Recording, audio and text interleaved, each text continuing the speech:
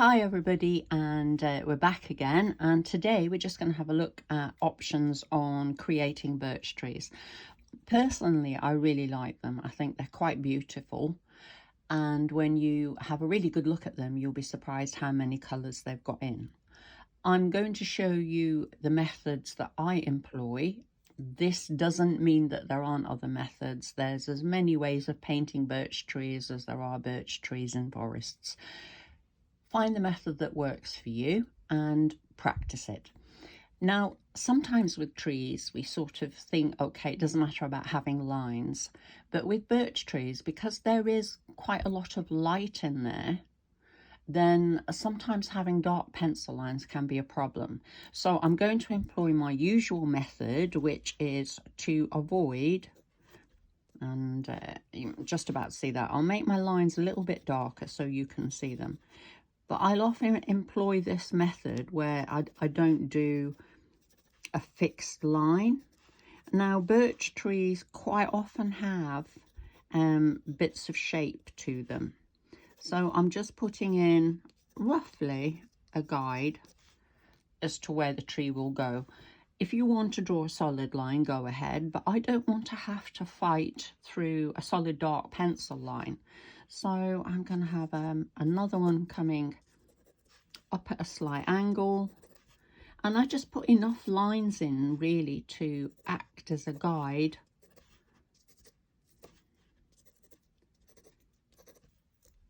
for when I'm painting. Now, the colours that I'm using in this one are yellow ochre, burnt sienna, burnt umber, ultramarine blue, and a grey, and we'll be mixing the grey from ultramarine blue and burnt sienna, or ultramarine blue and burnt umber. You can use tubed grey. There's quite a lot of nice natural greys out there. Now, in terms of our mixture, well, the yellow ochre is going to be the thinnest mixture.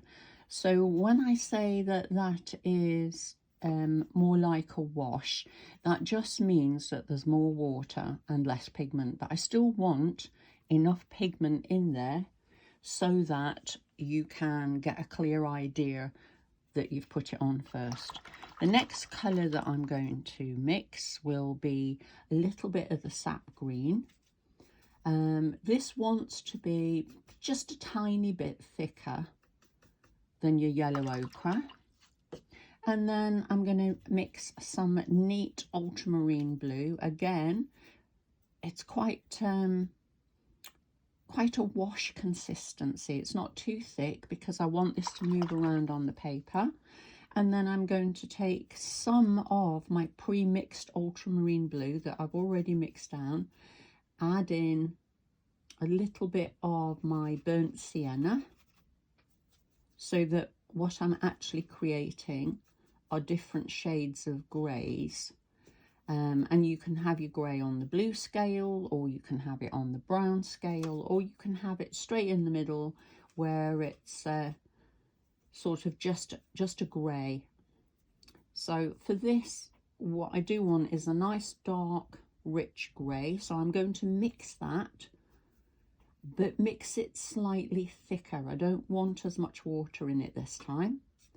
And then I'm just going to have a little bit of burnt sienna on its own. Again, not too thick a consistency.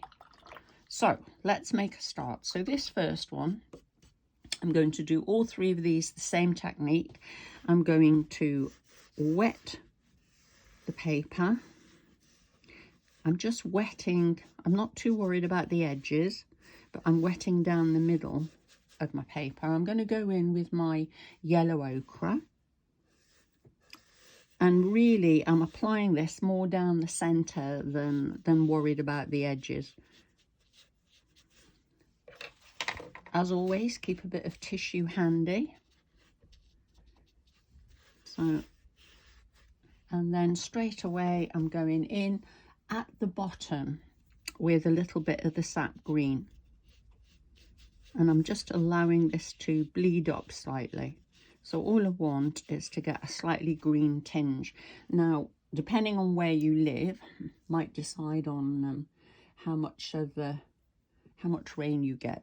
But here in England, especially around Wales and Shropshire at the moment, we're having a lot of rain. So I've just picked up some of my Ultramarine Blue, and I'm just pulling that almost down the middle. But because it's wet, it's moving around and it's blurring and blending all by itself. Now, I'm not doing it as a straight line. As you can see, I'm sort of doing these little dashes almost. Wiped my brush off. I haven't washed my brush yet. Now I'm picking up a little bit of the Burnt Sienna on its own. And again, I'm just applying this along here, not everywhere. Now I'm going to have this so that my left-hand side is slightly darker. I'm just putting this in, and again, I'm encouraging it all to just go and do its own thing. I'm picking up some of the lighter grey that I mixed, and I am bleeding this along mainly from the left hand side. Now, you don't have to fill the whole thing with colour, so some of these areas I'm just leaving without actually adding any paint in. I'm pulling this slightly across so that I've got this more rounded look. A few little bits over here. Oh, I've got a nice white area there, so I'm going to leave that. And then before that is completely dry, I am swapping to a 00 brush, picking up my really dark mix, which was the Ultramarine and the Burnt Umber. And I'm going straight away, I'm going to just drop this in. Now, this is a thicker mix, so I don't want it taking over everything. I just want to get this dark. So I'm just taking this along some of the edges, putting in a few lines. Now, as you know, when watercolour dries, it dries lighter. So all I'm doing, I'm going to create the impression that there's some white over here, so I'm going to leave that bit in. Pick up a few bits over here.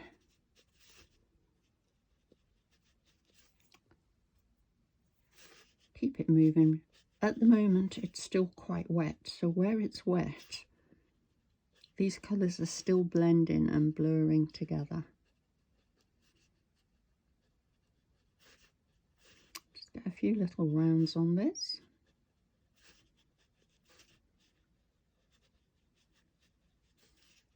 And all these beautiful colours are still visible. You can still see them through the paint.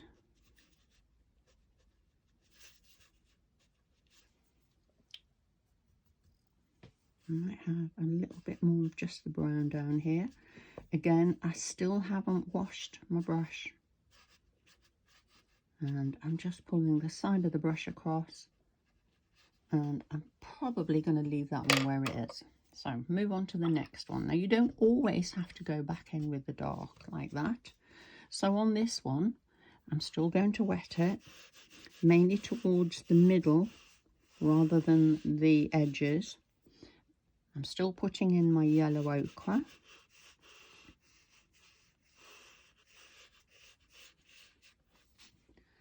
Not washing my brush. I'm going straight from the yellow ochre into the Ultramarine Blue. In fact, I'll just pick up the Sap Green first again. I want to drop that towards this bottom. And that's because we have such a lot of wonderful rain. And here, I'm just going to pull some of these colours right across. Just the Ultramarine Blue at the moment. And I'm letting them blend and blur backwards and forwards as they like.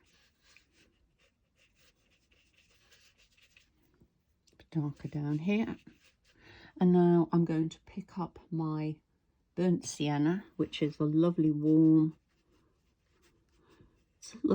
colour. It's brown, but it's definitely on the red scale. So I'm going to bring some of these bits back. Again, I'm not trying to cover everything up. I want to see a mix of these colours, and because it's still wet, it's bleeding back and forwards on itself. So as we said, down here towards the bottom, you're often going to have a lot more dark rather than all the silvery colours. So we're just going to feed this through here.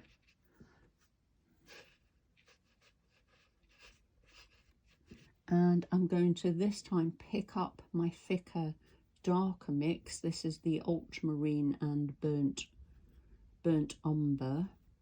So I'm going to pick that up. It's on the darker side, and I'm just going to allow some of these darks to bleed through. Try not to be too controlled about it. It's not easy. I think it's one of the hardest things when you're painting is to not control everything. So I'm just going to leave those and let them finish running. Now, as we say, these all dry lighter. Put a little bit in there, a tiny little bit up here.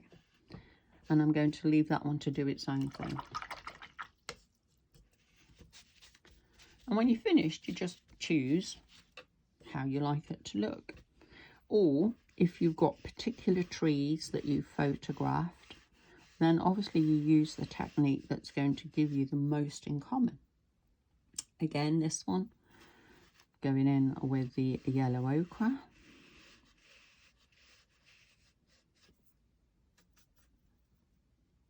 Sap Green.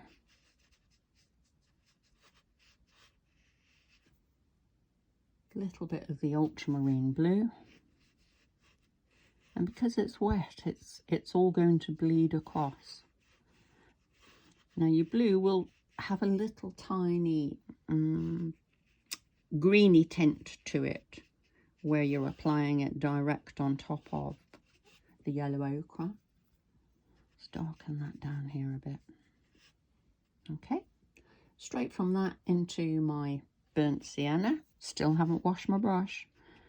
Because I'm working through from darks to light, and it doesn't matter if these colours get a little bit blurred together, it's doing you a favour really, then you don't have to be paranoid about washing your brush every 2 seconds.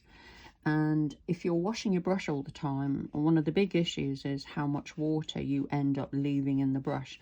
So when you go to pick up your next layer of paint, you will often find that you've just got too much water in your brush.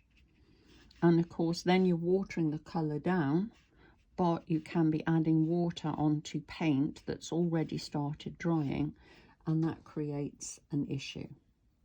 So I'm going back into my dark, and this time it's got slightly more of a blue tinge. So it's the same basic colours,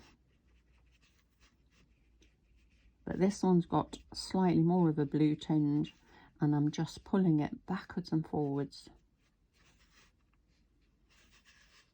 across the trunk here and there.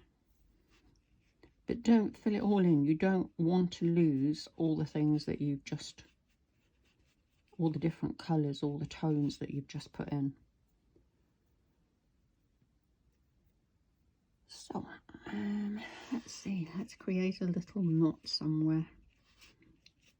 And here I'm just going to pull that across, just a few little pulls. And you can see already how different these look. So I'm going to move to a slightly smaller brush now. You can go with a rigger, but I'm not doing great big branches, so I don't really need to. I'm just moving down to my detailer brush. I'm picking up some of the darkest, so that's the Ultramarine mixed with the Burnt Umber. It's my darkest, and I'm just going to go and put a few branches. So we'll go in with this one up here. It's still slightly damp, So I'm just going to pull my branch across. Nothing too much, you don't want anything too drastic. So here I'm starting this branch on the trunk, so it needs to be quite dark, and I'm just allowing. Now in springtime, especially at the moment, we have it here where the birch are taking on, if you like, their summer foliage, and they're beautiful, but when you look at them, the branches come up and down, and you'll find that a lot of the foliage in the spring, especially early on, it almost looks like weeping willows, because the foliage just folds down on itself. So I'm going back in here, putting a knot in, taking my branch up, off, and I have no doubt at all that nowadays when you go to garden centres, you can probably find lots and lots of different types of willows and birch trees. So that will do for there. This one I'm going back to. The first one, I'm going to take some of the brown, add it in there, little tiny bit of the dark, bleed it onto that spot there, and pull it across. Don't be too rigid with the brush, let it have a wobble. Here it's much lighter, so I'm going to go in, take my branch back off that,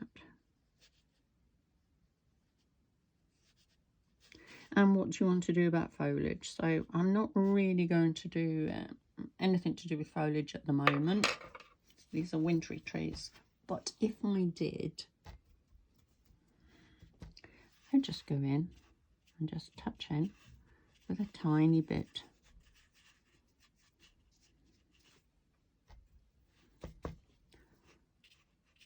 And that just gives them this lovely look. And this is a great technique, especially if you want wintry trees where you're just seeing all these little twiglets all over the place. So if we swap that now and do it with a little bit of green. So instead of just using the grey colour, I'm just using a bit of green, almost dry brushing. Not too much on your brush. So it's not quite dry brushing.